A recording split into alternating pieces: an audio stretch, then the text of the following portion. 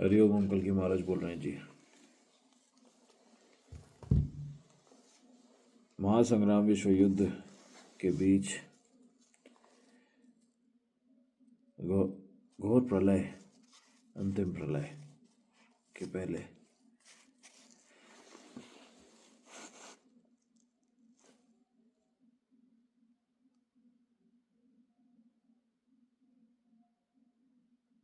चार बज के 55 सुबह के 2 दिसंबर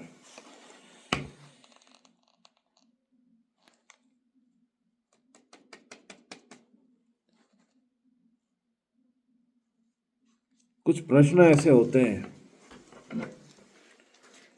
अति आवश्यक। समुद्र का स्रोत कहाँ है? आपको एक बात हम बताते हैं। देखो, बाढ़ और भीषण प्रलय, जलमग्न सर्व होना, इसका स्रोत समझोगे तब समझ में आएगा कि इसमें कितना कितना सत्य और क्यों है, क्यों इतना भयावह होता है ये। यदि देखा जाए तो सबसे भयावह भूकंप सहित प्रलयकारी वृष्टि होती है जो कुछ घंटों में नगर नहीं पूरे राज्य को डुबा सकती है। ये सब जानते हैं, सबने देख लिया ट्रेलर। तो अभी हम जो आपको बता रहे हैं वो वेद की, ज्ञान की पुष्टि समझदारी से बता रहे हैं। पहला, हर जीवंश का स्रोत होता है, ये तो आप भी समझते हो। हर जीवंश का स्रोत होता है। Every living form has a source. There is a source of life always. महासमुद्र जीवों की मां है, प्रकृति है। समुद्र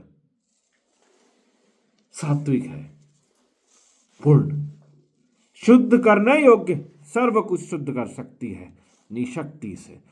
सबसे शक्ति यदि एक राज्य घिरा होता है वो समुद्र से घिरा होता है। राज्य में निजीकरण करने वालों ने यह नहीं भूलना चाहिए कि उस समुद्र से घिरे होते हैं। भूल जाते हैं, उन्हें लगता है कुछ नाड़ियां राज्य से जा रही है तो उसको हम डैम लगा के रोक देते हैं। इतना गधा होता है मनुष्य। प्रकृति में सबसे ज्यादा संयम होता है, ये वो समझता नहीं है। लगता है चलने दो। आने वाली जितनी पीढ़ियां होती है इन म्लेच्छों की, इन मंत्रियों की, इन बदमाश कली सरकार की, सर्व उन्हें लेकर नरक में गिरती ही है। और ये जो समुद्र है, हम समुद्र पे बात कर रहे हैं क्योंकि सब घेरने वाला है। जो साधुओं ने जैसे बोला है, सारे राज्य जलमग्न हो जाएंगे। विश्व का हर एक कोण जलमग्न हो जाएगा, कुछ स्थलियां छोड़ के। इतना पानी आएगा कहां से? आप एक बात समझो हमारी। बाल्टी में पानी रख दिया हमने, उसमें कुछ नाव रख दिए हमने, ठीक है, उसमें कुछ फ्लोटिंग बबल्स रख दिए। चलो ये कोई राज्य है। एक बबल्स को कुछ टुकड़ों में काट कर हमने बाल्टी में रख दिया। बाल्टी नहीं तो चलो पॉन्ड, एक आर्टिफिशियल आदमी का बनाया हुआ पॉन्ड में रख दिए। पानी पूरे ब्रिम तक लेवल है। ब्रिम तक लेवल है ना, बड़ा सा पॉन्ड है, ठीक है, 20 फुट बाय 20 फुट का, चलो बड़ा एकदम पॉन्ड, छोटा सा बना है, स्विमिंग पूल, ठीक है। क्या बोलता है गधा इसे? Swimming pool. बहुत स्विम करने मिलेगा। तो स्विमिंग पूल में ये टुकड़े रख दिए हमने, काटे हुए कार्डबोर्ड जो भी है जो फ्लोट करता है, थर्मोकॉल रख दिए, ये क्या हो गए? 100 रख दिए, ठीक है, ये 100 राज्य हो गए समुद्र के ऊपर, 7। ठीक है, ये समुद्र के ऊपर है या नीचे है? ये समुद्र के ऊपर है या नीचे है? कहीं नहीं है, ये समुद्र पर है, घिरे हुए हैं समुद्र से। ये बात तो चलो ठीक है। अब कोई बड़ा सा हाथी कूद जाता है उसके अंदर, ये तो हाथी कूदने पे होगा ना। भूकंप आ गया, क्या होगा? सब यहां वहां हो जाएंगे, फिर जो फ्लोट कर रहा है वो ऊपर आएगा, है ना?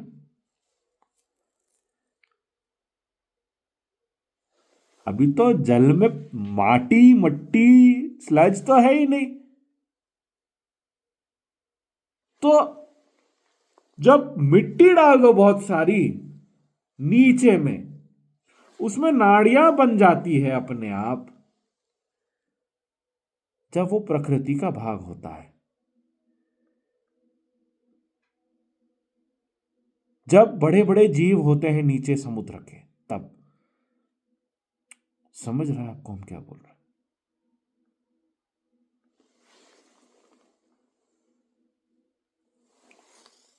स्विमिंग पूल में भूकंप आता है तो सब तो डूब जाएगा, पर वापस वैसे ही हो जाएगा, जो फ्लोट कर रहे थे वो ऊपर आ जाएंगे। ठीक है, अब प्रकृति में ऐसा नहीं है। प्रकृति में क्या होता है? समुद्र का एक स्रोत होता है। आप स्विमिंग नीचे गड्ढा करोगे, सारा पानी कहीं ना कहीं ड्रेन हो जाएगा स्विमिंग पूल का, यानी नाड़ी से निकल गया, पानी कहीं चला गया, पूल खाली हो गया।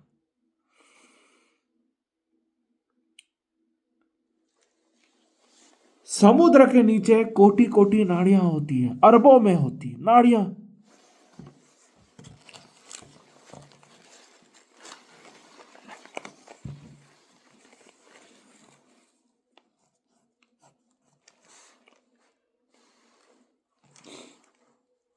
ये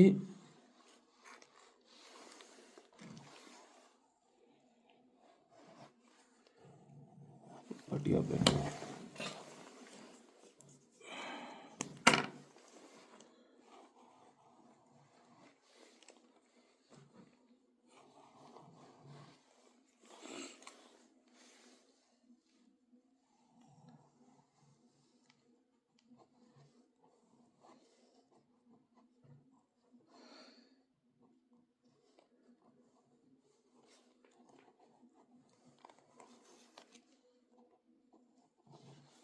हम बताते हैं ये क्या है।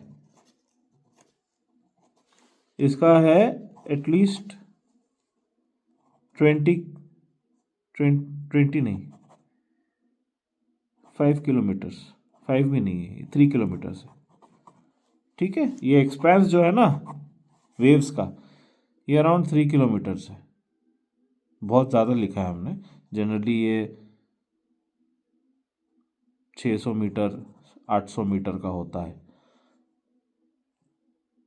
और इसी के बीच 600 800 और 1 किलोमीटर के बीच से ये नाड़ियाँ शुरू हो जाती है। ऐसे तो 50-50 मीटर पे ही शुरू हो जाती है, वो पतली पतली नाड़ियाँ होती है और वो बड़ी नाड़ियों में बदल जाती है।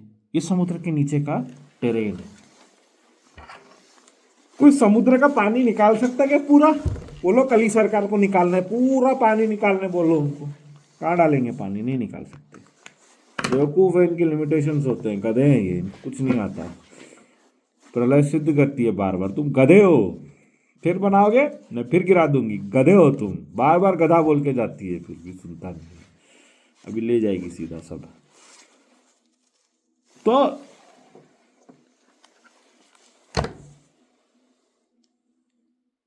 गूगल में टाइप करना है आप, अंडर वाटर केव इंसिडेंट्स। उसमें आपको क्या दिखेगा, उसमें ये सब चीजें दिखेगी आपको, अंडर वाटर केव इंसिडेंट्स। बहुत तो है, मुंडी उड़ गई इसकी। बहुत गधे जाते हैं नीचे में मरने के लिए। हम कुछ समझा रहे हैं आपको क्या? हाँ, अंडर वाटर केव इंसिडेंट से दिख रहा गड्ढा, ऐसे शुरू होता है वो। ये कंकाल बन के पड़ा है अंदर, भूत बन गया है, कितनों को बना दिया होगा। ये देखो, ये दिख रही, समझ में आ रहा है क्या बताना चाह रहे हैं हम आपको? इसमें बहुत सारे महामूर्ख गधे होते हैं, जाते हैं नीचे में। ये होती नाड़िया समुद्र की। अब ये नाड़िया है, ये तो कहीं जा रही होगी ना, कुछ गधे वो नाड़ियों को फॉलो करके जाते। इतना रिकाम चोट लोग हैं, इनके पास इतना टाइम होता है, साले गड्ढे में घुसने की इच्छा होती है इनकी, नीचे चले जाएंगे, पाताल की तरफ जाने की इच्छा होती है। चलो जाकर देखते हैं, हमारे पास सब इक्विपमेंट्स है, we have access of oxygen with us. Cylinders ले लेंगे 3-4 और जाएंगे, कूदेंगे नीचे में जाके। कभी नहीं मिलते जो ज्यादा नीचे जाते हैं एंड देखने के लिए। चैलेंज करते हैं हम दुनिया के किसी भी डाइवर को, जाके बता दे हमको नीचे स्रोत पे, जीवित आकर बता दे। कोई नहीं जा सकता, सिद्ध साधुओं सिवाय, सिद्ध महापुरुषों के सिवाय। भीष्म पितामह की तो बात ही अलग थी, वो पूरी नाड़ी माप के आए थे वापस। गंगा पुत्र भीष्म गंगा नदी के अंदर रहते थे, कई वर्ष रहे, साधना की उन्होंने। ये गधे नहीं कर सकते, कहीं गए, खो गए, कभी नहीं लौटे। आपको पता है वर्लपूल बनता है, वर्लपूल बनता है ना, समुद्र में कहीं भी बनता है। तो वर्लपूल बन रहा है तो समथिंग, कुछ तो शक कर रहा ना नीचे, तब बनेगा ना वर्लपूल। स्विमिंग पूल में वर्लपूल बनता है क्या? कभी नहीं बनता। स्विमिंग पूल में बोलो भैया वर्लपूल बना के बताओ, हमको वर्लपूल में घूमना है, वो बोलेगा ये सुविधा यहां उपलब्ध नहीं है, आर्टिफिशियल है वो, गधा का, गधे आदमी का बनाया हुआ है वो स्विमिंग पूल। उसी में हगेगा, उसी में मुतेगा, उसी में स्विम करेगा।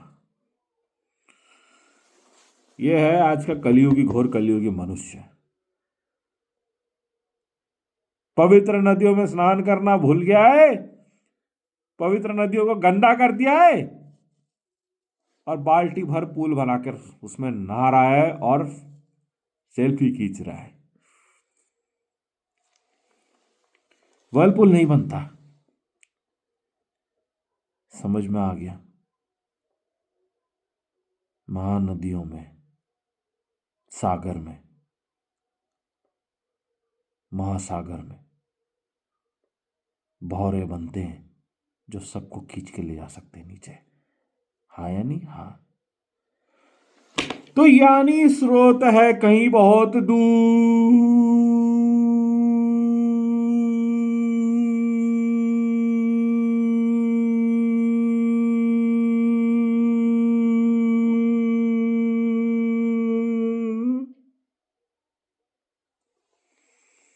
कल्पना से भी बाहर। यह है हमारी गर्भोदक महासागर, गर्भोदक ओशन, महासमुद्र। यदि इसका, इनका विशाल काय हम आकृति आपको बताए, ये कितना बड़ा है, कितना विशाल है। सूर्यदेव है ना, सूर्यदेव यदि गर्भोदक महासागर के सामने हमारे रहे तो उनका आकार कितना रहेगा? सूर्य का आकार और साइज तो सब जानते हैं, बहुत बड़ा होता है, बहुत बड़े, ऐसा लोग कहते हैं, है तो बहुत बड़े।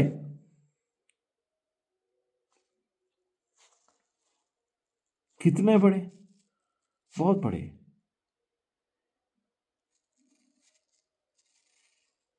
अब गर्भोदक महासमुद्र के पास जाएंगे तो कितने बड़े रहेंगे। सूर्य मणि की तरह दिखेंगे, एक मणि। यानी मानो यमुना नदी में एक मणि छोड़ दी है और मणि चमक रही है, एकदम सब कुछ प्रज्वलित कर दे रही है। ये सूर्य देव है। समझ में आया। और ये मणि हमारे शेष शैया में शेषनाग के माथे में होती है। बता दिया हमने आपको, प्राचीन इतिहास, ज्योग्राफी ये है। यहां से स्रोत भूलोक तक जाती है। यमुना नदी पहली है जो ये स्रोत से सारी जल को ऊपर लेकर आ सकती है। और अन्य कहीं जब यमुना नदी की नाड़ी जाती है, बस जनरली सोचिए, गदागिरी ना करिएगा कृपया साइंस लगाकर, यहां कुछ काम नहीं करता। तो ऊपर ऊपर जा रही है नाड़ी, नरक से होते हुए सर्व नरकों को पार करती हुई जाती है यमुना नगरी की नाड़ी। यमुना नदी यमराज देव महाराज की बहन है यमुना, इसलिए उन्हें अधिकार है, वे नाग स्रोत सहित पाताल से सारा जल ऊपर तक ले जाती है और गर्माहट ले जाती है, साथ में ज्वाला ले जाती है। इसमें नरकों में जो इतना दंड मिलता है, वहां भीषण गर्माहट, गर्मी होती है। वहां का जो स्रोत होता है अग्नि का, वहां पे सर्व कुछ भस्म होता है और लावा बन जाता है।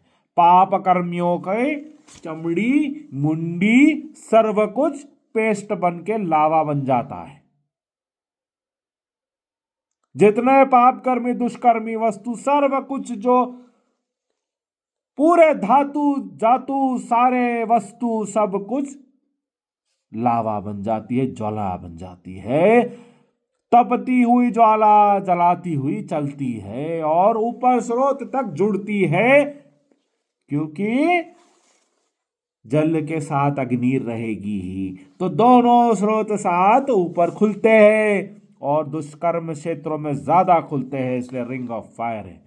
आपको स्रोत बता दिया हमने, ये सर्व नरक गतियों से नाड़ियां ऊपर आ रही है, पाताल से आ रही है, नरक वासी नरक स्थान से आ रही है। अब इसमें बहुत कुछ सोचा जा सकता है।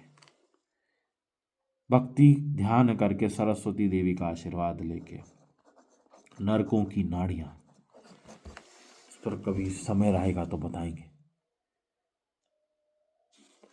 तो जब म्लेच्छों की भाषा में पाइप जुड़ा हुआ है ऊपर तक, तो स्रोत तो हमारी गर्भोदक महासागर हो गया।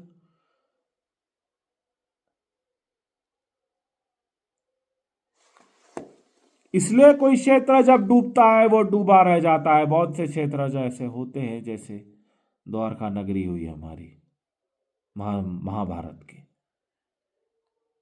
जल निकल गया और जल कम भी नहीं हुआ। ऐसे कैसे हो सकता है? स्विमिंग पूल थोड़ी है। ऐसे ही गर्भोदक महासागर से बहुत सारा जल धरती के कई गुना, जितना अभी समुद्रों में है भारत के, उससे कई गुना ज्यादा जल प्रकृति छोड़ेगी, खींचेगी हमारे गर्भोदक महासागर से। हम शैया पर लेटे होते हैं तो हमको सब जानते हैं कि कहाँ क्या होने वाला है, अभी कितना जल आना है ऊपर और क्या करना है, ये हम आपको सब बता दे रहे हैं इसमें। और जब नाड़ियों से इतना सारा जल ऊपर जाता है तो क्या भूकंप नहीं आएगा? क्या हिलेगी नहीं धरती? यानी कि भूकंप आ रहा है तो बहुत बड़ा प्रलयकारी जल समुद्र घेरने वाला है, समाने वाला है सब कुछ, ये याद रखना।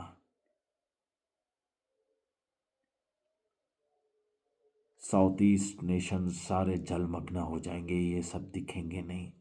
जल का स्तर क्योंकि बढ़ जाएगा, कई महीनों तक जल का स्तर बढ़ा रहेगा, सारे क्षेत्र डूबे रहेंगे जब तक कि they are not strangulated to death. म्लेच्छ, युद्ध के बाद की बात है ये, उसके पहले तो सब खत्म हो जाएगा युद्ध करके, और चलता रहेगा युद्ध, और प्रलय बारी बारी से आएगा, घंटी की तरह आएगा वो। इस तरह का से काम होता है। हमने स्रोत बता दिया आपको, ये दिव्य वाणी है हमारी, सहित रखना, चिंतन में रखना, तो ध्यान रहेगा, ज्ञान रहेगा, विश्वास रहेगा, धर्म में गौनंद की सेवा का आशीर्वाद रहेगा। ये दिव्य कथा हमने आपको बताई, हमने स्रोत समझाया आपको, सबसे कहाँ आरंभ होता है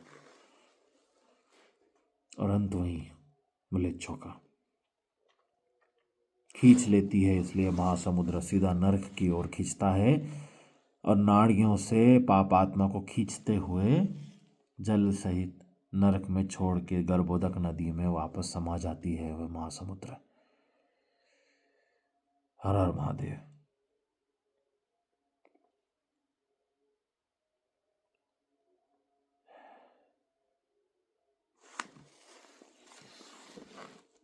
अगले वीडियो में हम कॉन्टिनेंट्स के ऊपर बात करेंगे जो अब नहीं रहेंगे आगे, तो अब वो समय जो बताना आवश्यक है इनके बारे में। म्लेच्छ राज्य हैं सारे के सारे, परंतु ये कौन से लोक हैं वो भी हम बताएंगे। ये भूलोक में नहीं आते हैं, याद रखना।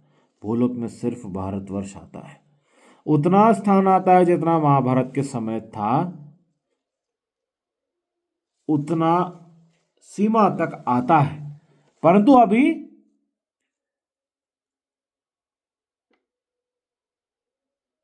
84% से ज्यादा नरक गति को प्राप्त हो चुके हैं स्थान, भारत के भी 84%, 84% से ज्यादा स्थान भारत के नरक से जुड़ गए हैं, म्लेच्छ राज्य बन गए हैं।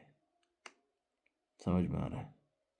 तो ये तो सब जाएंगे, डूब जाएंगे। बचे कुछ 16 क्षेत्र।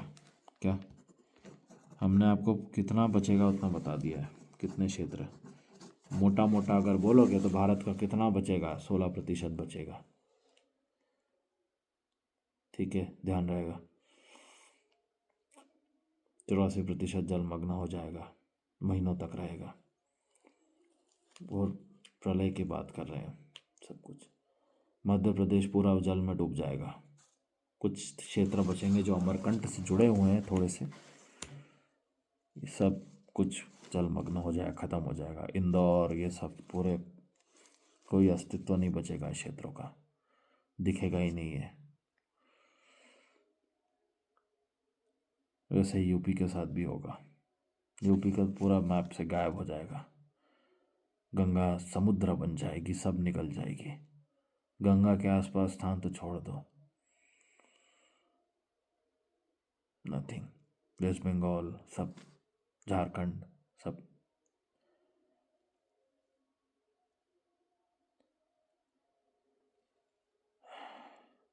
मध्य भारत में हम ज़्यादा आए नहीं, पर हम बता दे रहे हैं मध्य में, इसका मतलब ये नहीं कि सेफ है। जल कहीं भी घुस सकता है, ये सोचना चाहिए मनुष्य ने। जब नाड़ियाँ होती हैं नीचे, और ये गर्भोदक महासागर की नाड़ियाँ हर समुद्र से जुड़ी होती है, तो समुद्र जब फूलता है और मार काल रूप ले लेता है, सब कुछ जलमग्न कर देता है, वो गर्भोदक महासागर से इस स्रोत का जल लेता है दिव्य रूप से, तब जाकर इतना फूलती है नदी। समझ में आ गया?